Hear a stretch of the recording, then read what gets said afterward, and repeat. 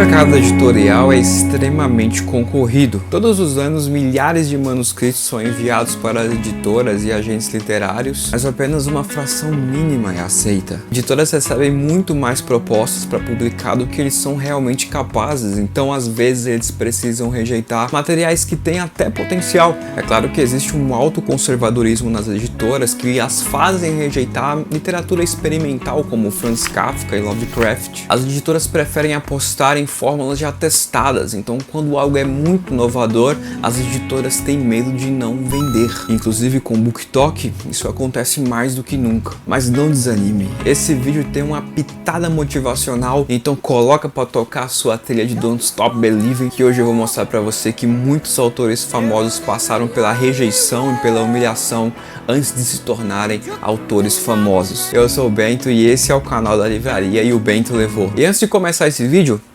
eu quero convidar você para o nosso WhatsApp. Lá eu vou te mandar ofertas da nossa livraria, cupons exclusivos, toda vez que sair um vídeo novo no canal, e a gente pode bater um papo sobre o que você achar mais interessante. Para você participar da nossa lista de transmissão, é só clicar no link aqui da descrição e você vai ser direcionado diretamente para o nosso WhatsApp. Fechou? Te espero lá. Infelizmente, Lovecraft e Kafka não viveram o suficiente para ver o quanto eles são amados atualmente, mas Agatha Christie viveu para ser nomeada Dama do Império Britânico. Agatha Christie nasceu em 1890 na Inglaterra e desde criança adorava histórias e começou a escrever cedo, mas a sua vida de escritora não foi fácil no início. Em 1910 tentou publicar o seu primeiro romance, mas foi rejeitada por várias editoras. Em 1916 escreveu O Misterioso Caso de Styles, seu primeiro livro com Hercule Poirot, inspirado em sua experiência como enfermeira durante a Primeira Guerra Mundial, mas foi rejeitado por 6 anos seguidos. Algumas editoras diziam que seu estilo não tinha futuro, outras simplesmente ignoravam o manuscrito. Seu primeiro livro teve um sucesso moderado, mas não houve tempo para comemorar. A vida de Agatha Christie desmoronou nos anos seguintes. Seu marido, Archie Christine, revelou que tinha uma amante e pediu o divórcio.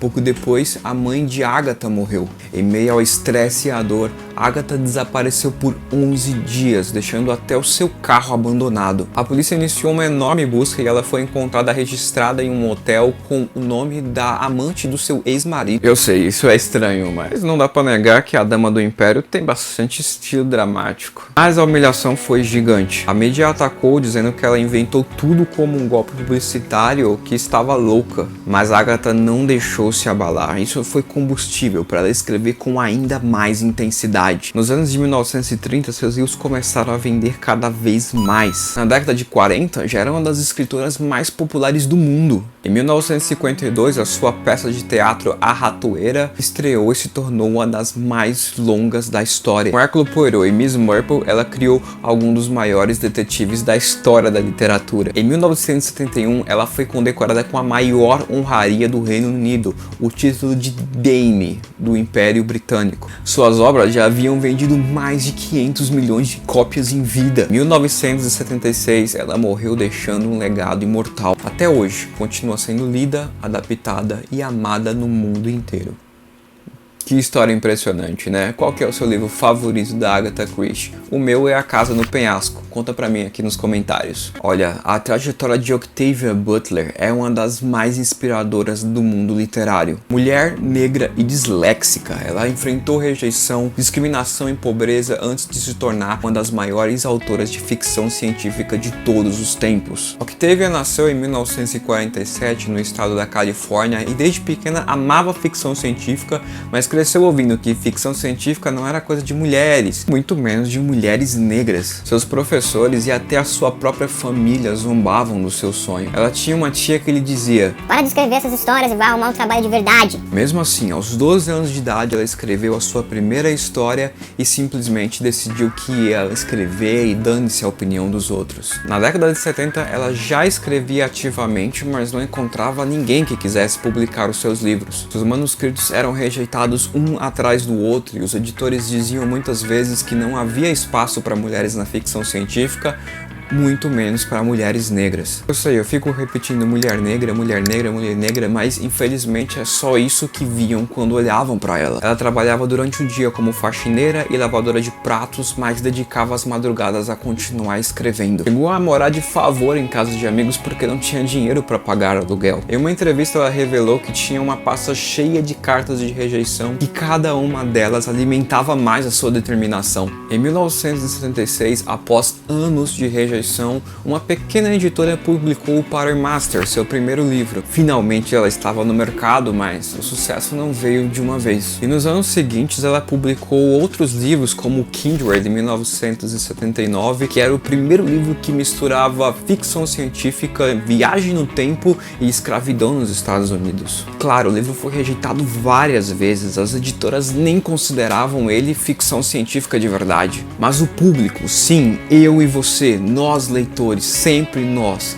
notamos o grandioso trabalho dela e demos o reconhecimento que ela merecia. E para surpresa de 0 pessoas, ele se tornou um dos livros mais lidos até hoje. Em 84 ganhou seu primeiro prêmio Hugo, um dos maiores da ficção científica. E talvez uma das maiores honrarias de tudo isso é que os seus livros passaram a ser estudados em universidades. Ela abriu caminho para homens negros e mulheres no gênero de ficção científica. De lá para cá, seu impacto continua a crescer e crescer. Se você acha importante vídeos assim, clique em gostei, porque isso avisa ao YouTube que isso aqui é um conteúdo interessante para mais pessoas e assim ele faz a divulgação sozinho. E eu quero gente como você nesse canal. Gente que ama leituras, gente que prefere investir o seu tempo em ler um livro do que em qualquer outro hobby. Então, se é a primeira vez que a gente se vê, clique em se inscrever, porque eu tenho um monte de lista de livros muito legais para mostrar para você. E você que assiste o nosso canal, mas não se inscreve, rapaz, o que falta para eu ganhar teu coração? Tô me esforçando bastante para isso, hein? Stephen King é um dos autores mais lidos e mais bem-sucedidos da história, mas sua jornada foi marcada por pobreza, rejeição e fracassos antes de alcançar o estrelato. Hoje ele é o rei do terror, mas já afirmou que teve que catar moedas para conseguir comprar comida e o seu primeiro livro foi jogado no lixo por ele achar que ninguém se importaria. Stephen King nasceu em 1947 no Maine. Seu pai abandonou a família quando ele ainda era criança e sua mãe teve que criá-lo sozinha, muitas vezes mal tendo dinheiro para pagar as contas. Mandava suas histórias para revistas, mas só recebia cartas de rejeição. Ele chegou a pregar todas as cartas de rejeição num prego no seu quarto, só que eram tantas cartas que o prego entortou com o peso dos papéis. E hoje em dia ele entorta a minha estante de tanto livro que ele publica. Na juventude, King se formou em letras, mas não conseguiu emprego como professor de cara. Para sobreviver, ele era faxineiro numa escola e lavava roupas numa lavanderia industrial. Quem conhece um pouco da cultura estadunidense sabe que pessoas com esse tipo de emprego por lá são consideradas losers, perdedores. Em 1971 ele se casou com Tabitha, sua esposa e grande companheira. Eles viviam num trailer minúsculo, tinham dívidas e muitas vezes não conseguiam pagar o aquecimento no inverno. E em 1973 o King escreveu seu primeiro livro, Carrie, que contava a história de uma garota que sofria bullying, mas que despertava os poderes telecinéticos. Ele achou que a história era ruim e jogou o manuscrito no lixo. A esposa dele pegou o manuscrito do lixo, leu e falou: amor, isso aqui é bom, continua, termina. Ele seguiu seu conselho, terminou o livro, encaminhou para as editoras e foi rejeitado só 30 vezes. Uma pequena editora leu, gostou e decidiu publicar o livro, mas ofereceu um adiantamento de só $2.500, o que é pouco, até para a década de 80. O King confessa que ficou bem desapontado com isso e achou que aquilo não mudaria a sua vida. Na época ele trabalhava como faxineiro e professor numa escola. Então veio a surpresa, a editora vendeu o livro para uma edição de bolso por $400 mil.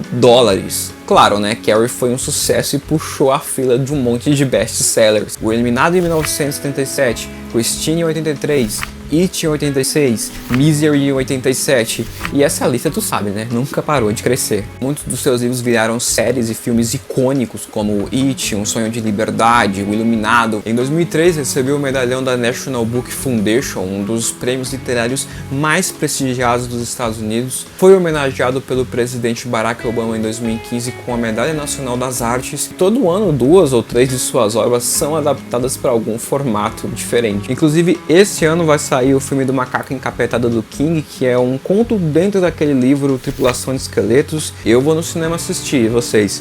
Vale a pena pagar os R$35 de ingresso para poder assistir na telona? William Golding, o autor de O Senhor das Moscas, teve o seu livro rejeitado 21 vezes antes de ser aprovado. Ele passou boa parte da vida sendo escritor e soldado sem ter reconhecimento em nenhum dos dois. William Golding nasceu em 1911 na Inglaterra e desde pequeno amava livros e começou a escrever desde cedo. Aí ele vivia naquele dilema, ele queria ser escritor, mas ninguém queria publicar suas histórias. Quando a Segunda Guerra começou, Golding se alistou na Marinha Britânica. Ele participou de grandes batalhas, viu navios afundando, centenas de homens morrendo e inclusive ele ajudou no ataque do dia D. Quando ele voltou para casa, se tornou professor, mas não conseguia esquecer os horrores da guerra. Inclusive o Golding escreveu O Senhor das Moscas baseado em todo o terror que ele viu nos campos de batalha. Mas é aí que tá. Ele escreveu o livro, encaminhou para 21 editoras e foi rejeitado por todas. Pelo menos responderam, né? Hoje em dia tu manda 21 e-mails, respondem 2 dizendo que vamos publicar o seu livro mediante o pagamento de R$5.000.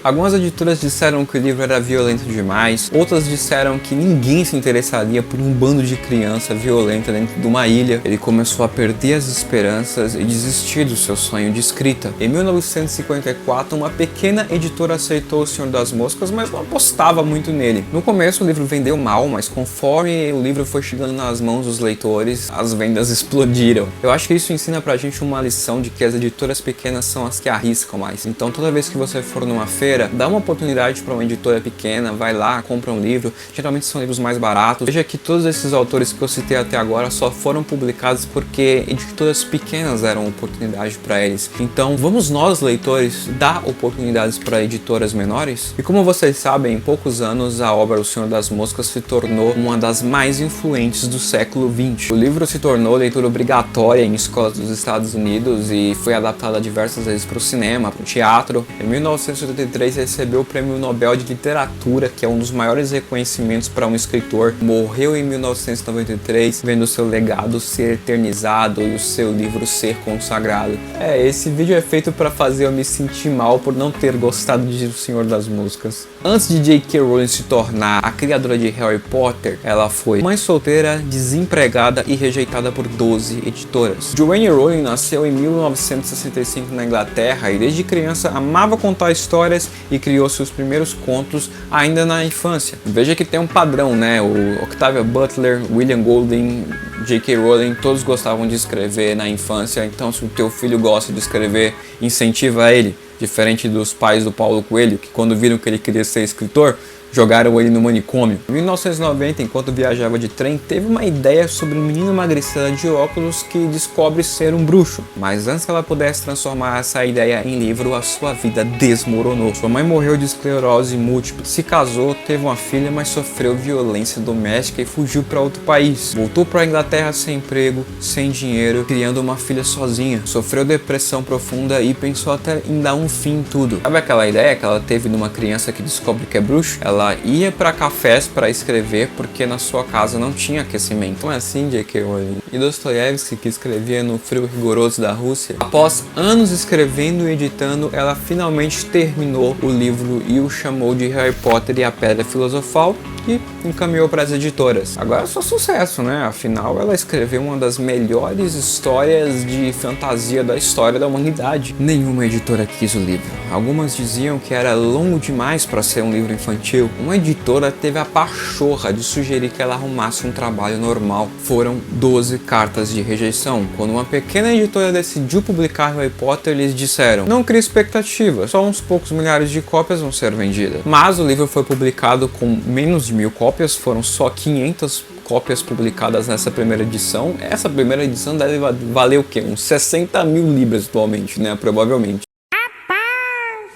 Mas o boca a boca fez as vendas dispararem. Rowling ganhou o prêmio de melhor livro infantil e editoras americanas começaram a disputar os direitos da obra. A Warner foi lá, comprou os direitos para o cinema e em poucos anos Harry Potter virou um fenômeno global. Os filmes arrecadaram bilhões de dólares e os livros venderam mais de 600 milhões de cópias. Aí a Rowling se tornou a primeira escritora bilionária da história, ganhou vários prêmios literários. Harry Potter se tornou a saga mais vendida da história e as suas histórias criaram uma legião de fãs inspirados e apaixonados. E se J.K. Rowling tivesse desistido na 12ª rejeição, hein? A gente nunca teria conhecido Harry Potter. E se alguns autores tiveram muita dificuldade para publicarem os seus livros, alguns autores tiveram sorte de publicar suas obras, porque hoje em dia editora nenhuma publicaria. É sobre esses livros polêmicos que eu falo nesse vídeo. Se você gostou desse vídeo, ajuda o Bentião a alcançar 1000 seguidores no Instagram. Ah, tá difícil, mas com vocês eu vou conseguir. Obrigado por vocês assistirem o vídeo até o final. Eu adoro quando alguém comenta até o fim, porque é muito companheirismo, é impossível não adorar você. Tamo junto.